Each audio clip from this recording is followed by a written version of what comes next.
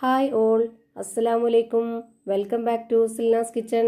ഇന്നത്തെ റെസിപ്പി ഭയങ്കര സോഫ്റ്റ് ആയിട്ടിരിക്കുന്ന നല്ല ടേസ്റ്റി ആയിട്ടുള്ള ഒരു അടിപൊളി ചപ്പാത്തിയുടെ റെസിപ്പിയാണ്. ഇതുപോലെയാണ് ചപ്പാത്തി തയ്യാറാക്കി എടുക്കുന്നതെങ്കിൽ നമുക്ക് എത്ര കഴിച്ചാലും മതി വരില്ല. അത്രയും നല്ല ടേസ്റ്റിയുമാണ്, അതുപോലെ തന്നെ നല്ല സോഫ്റ്റ് ആയിട്ടിരിക്കുന്നതാണ്. വൈകിട്ട് വരെ ഇരുന്നാലും ഇതുപോലെ തന്നെ നല്ല സോഫ്റ്റ് ആയിട്ടിരിക്കും. അപ്പോൾ ഇതെങ്ങനെയാണ് തയ്യാറാക്കിയെന്ന് അറിയാനായിട്ട് വീഡിയോ സ്കിപ്പ് ചെയ്യാതെ മുഴുവനായിട്ടൊന്ന് കണ്ടു നോക്കണേ. റെസിപ്പിയിലോട്ട് കടക്കുന്നതിന് മുമ്പായി സിൽനാസ് കിച്ചൺ ചാനൽ ആദ്യമായിട്ട് കാണുന്നവരാണെങ്കിൽ പ്ലീസ് ഒന്ന് സബ്സ്ക്രൈബ് ചെയ്തേക്കണേ. ഒപ്പം തന്നെ ഈ വീഡിയോസ് നിങ്ങൾക്ക് ഇഷ്ടപ്പെടുകയാണെങ്കിൽ ഒരു ലൈക്ക് ചെയ്ത് ഷെയർ ചെയ്ത് സപ്പോർട്ട് ചെയ്യാനും മറക്കരുത്. അപ്പോൾ ഇതെങ്ങനെയാണ് തയ്യാറാക്കിയിട്ടുള്ളതെന്ന് കാണാം. ഇതിനായി ഞാൻ ആദ്യം തന്നെ ബാക്കി വന്ന ചോറാണ് എടുത്തിട്ടുള്ളത്. ചൂട് ചോറായിരുന്നാലും കുഴപ്പമൊന്നുമില്ല, അതുപോലെ തന്നെ ഏത് അരിയുടെ ചോറ് വേണമെങ്കിലും എടുക്കാവുന്നതാണ്. ഞാനിവിടെ ഒരു മിക്സഡ് ജാർ എടുത്തിട്ട് അതിലേക്ക് 250 ml കപ്പിന്റെ അളവിൽ 1 കപ്പ് നിറയെ ഇട്ട് കൊടുക്കുന്നുണ്ട്. ഇനി ഇത് വെള്ളം ഒഴിച്ചിട്ട് വേണം അരച്ചെടുക്കാനായിട്ട്. അപ്പോൾ അതിനായിട്ട് ഇതേ കപ്പ് അളവിൽ തന്നെ 1 കപ്പ് നിറയെ വെള്ളം ഒഴിച്ചു കൊടുക്കുന്നുണ്ട്. ഇനി നമുക്ക് ഇതിലേക്ക് ആവശ്യത്തിനുള്ള ഉപ്പിട്ട് കൊടുക്കാം. പിന്നെ വേണ്ടത് മണമില്ലാത്ത ഏതെങ്കിലും ഒരു ഓയിലാണ്. ഞാനിവിടെ സൺഫ്ലവർ ഓയിലാണ് എടുത്തിട്ടുള്ളത്. ഇതിലേക്ക് നമുക്ക് 2 ടേബിൾ സ്പൂൺ അളവിൽ സൺഫ്ലവർ ഓയിൽ ഒഴിച്ചു കൊടുക്കാം. ഇനി ഇത് നന്നായിട്ടൊന്ന് അരച്ചെടുക്കാം. ഈ ഒരു ഓയിലും കൂടെ ഈ ചോറിൻ്റെ കൂടെ അരച്ചു കൊടുക്കുമ്പോഴാണ് നമുക്ക് നല്ല സോഫ്റ്റ് ആയിട്ടുള്ള നല്ല പഞ്ഞു പോലത്തെ ഒരു ചപ്പാത്തി റെഡിയായി കിട്ടുന്നത്. ഇപ്പോൾ ഞാനിത് നല്ലപോലെ അരച്ചെടുത്തതിന് ശേഷം ഇതുപോലെ ഒരു പാത്രത്തിലേക്ക് മുഴുവനായിട്ടും ഒഴിച്ചു കൊടുക്കുന്നുണ്ട്. മിക്സിയുടെ ജാറിൽ പറ്റി പിടിച്ചിരിക്കുന്നതൊക്കെ കൈ വെച്ചിട്ടൊന്ന് തുടച്ചിട്ട് കൊടുക്കാം. ഇനി ഇതിലേക്ക് ഗോതമ്പ് പൊടി ഇട്ട് കൊടുക്കാം.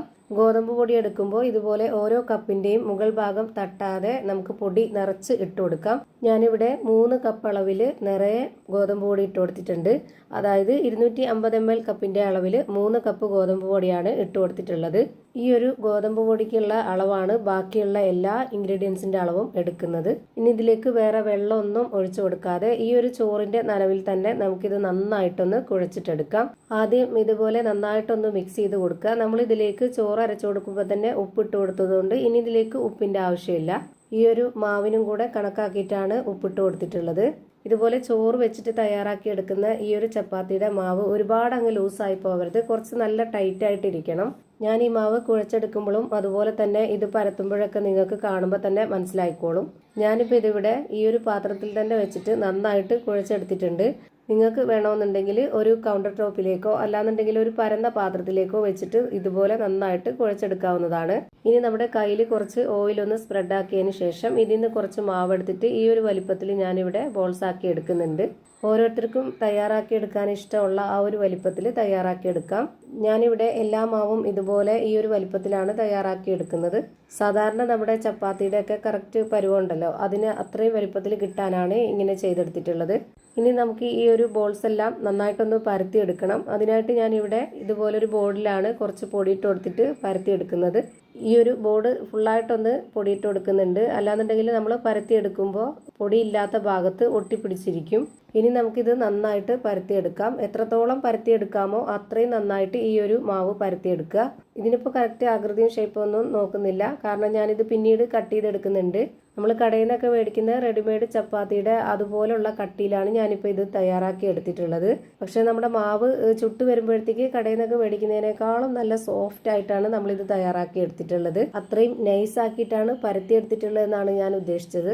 ഇനി ഇതുപോലെ തന്നെ വീണ്ടും കുറച്ച് പൊടി ഇട്ട് കൊടുത്തതിന് ശേഷം ഒരു ബോൾസ് ഇതുപോലെ വെച്ച് കൊടുത്തിട്ട് കൈകൊണ്ട് ആദ്യം ഒന്ന് അമർത്തി കൊടുക്കുക. എന്നതിന് ശേഷം ഇതുപോലെ എത്രത്തോളം വലിച്ച് പരത്തിയെടുക്കാവോ അത്രയും നന്നായിട്ട് പരത്തിയെടുക്കണം. ഞാനിപ്പോൾ ഇവിടെ എല്ലാ മാവും ഒരേപോലെ പരത്തിയെടുത്തിട്ടുണ്ട്. നമുക്കിതുപോലെ തന്നെ ചുട്ടെടുക്കാവുന്നതാണ്. ഇനി കട്ട് ചെയ്തെടുക്കേണ്ട ആവശ്യമൊന്നുമില്ല. പക്ഷെ ഞാനിത് വീഡിയോയ്ക്ക് വേണ്ടിയിട്ട് കാണാനൊരു ഭംഗിക്കൊക്കെ വേണ്ടി ഇതൊന്ന് കട്ട് ചെയ്തെടുക്കുന്നുണ്ട്, കറക്റ്റ് ഷേപ്പിൽ കിട്ടാനായിട്ട്. അപ്പോൾ ഇത് കൗണ്ടർ ടോപ്പിലേക്ക് ഇട്ട് കൊടുത്തിട്ടാണ് ഞാനിങ്ങനെ ചെയ്തെടുക്കുന്നത്. അതിനായിട്ട് ഞാൻ കുറച്ച് പൊടി ഇട്ട് കൊടുത്തിട്ടുണ്ട്, എന്നിട്ടാണ് ഈ ഒരു മാവ് ഇട്ട് കൊടുത്തിട്ടുള്ളത്. അല്ലാന്നുണ്ടെങ്കിൽ ഈ മാവ് ഒട്ടിപ്പിടിച്ചിരിക്കും. ഇപ്പോൾ ഞാനിതുപോലൊരു അടപ്പ് എടുത്തിട്ടുണ്ട്. ഇതിൻ്റെ വക്ക് നല്ല മൂർച്ചയുള്ളതുകൊണ്ട് നമുക്ക് പെട്ടെന്ന് തന്നെ കട്ട് ചെയ്തെടുക്കാൻ പറ്റും. ഞാനിപ്പോൾ ഇത് ഇത്രയും വലിപ്പത്തിൽ കിട്ടാനാണ് ഈ ഒരു അടപ്പ് വെച്ചിട്ട് കട്ട് ചെയ്തെടുത്തിട്ടുള്ളത്. നിങ്ങൾക്ക് എത്ര വലിപ്പത്തിലാണോ വേണ്ടത് അതിനനുസരിച്ചുള്ള കറി ബോൾ കൊണ്ടോ അല്ലാന്നുണ്ടെങ്കിൽ ചോറ് കഴിക്കുന്ന പാത്രം കൊണ്ടോ എങ്ങനെ വേണമെങ്കിലും കട്ട് ചെയ്തെടുക്കാവുന്നതാണ്. കട്ട് ചെയ്തെടുത്തിട്ടുള്ള ഈ ഒരു ഭാഗം കളയേണ്ട ആവശ്യമില്ല. അത് നമുക്ക് എല്ലാത്തിൽ നിന്നും കട്ട് ചെയ്തെടുക്കുന്നതെല്ലാം കൂടെ ഒന്നിച്ചിട്ട് വീണ്ടും പരത്തിയിട്ട് റെഡിയാക്കി എടുക്കാവുന്നതേ ഉള്ളൂ. ഞാനിവിടെ എല്ലാം കട്ട് ചെയ്ത് ഇതുപോലെ ഒരു പ്ലേറ്റിൽ മാറ്റുന്നുണ്ട്. ഇതെല്ലാം ഒന്നിച്ച് വെക്കുമ്പോൾ ഒട്ടിപ്പിടിക്കാൻ സാധ്യതയുള്ളതുകൊണ്ട് ഈ ഒരു പൊടിയുള്ള ഭാഗം ഇങ്ങനെ നമുക്ക് ഇട്ട് കൊടുക്കാം. ഓരോന്നും ഇതുപോലെ ചെയ്തെടുക്കുമ്പോൾ ഈ ഒരു പൊടിയുള്ള ഭാഗം ഇട്ട് കൊടുക്കാൻ നോക്കുക. ഇനി ഇത് ചുട്ടെടുക്കാനായിട്ട് ഒരു പാൻ സ്റ്റൗവിലേക്ക് വെച്ച് ഫ്ലെയിം ഓണാക്കി കൊടുത്തിട്ടുണ്ട്. അതിലേക്ക് ഒരെണ്ണം ഇട്ട് കൊടുക്കാം.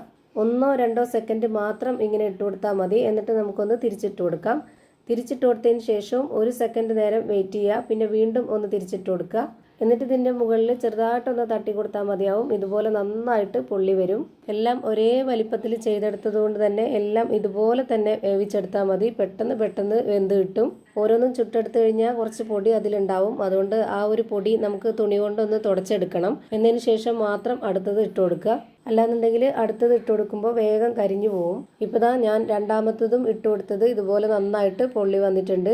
അപ്പോൾ ഇതേപോലെ തന്നെ എല്ലാം ചുട്ട് ഒരു പ്ലേറ്റിലേക്ക് മാറ്റിയിട്ടുണ്ട്. അപ്പോൾ നല്ല പെർഫെക്റ്റ് ആയിട്ടുള്ള നല്ല സോഫ്റ്റ് ആയിട്ടുള്ള അടിപൊളി ഒരു ചപ്പാത്തി റെഡിയായി കിട്ടി.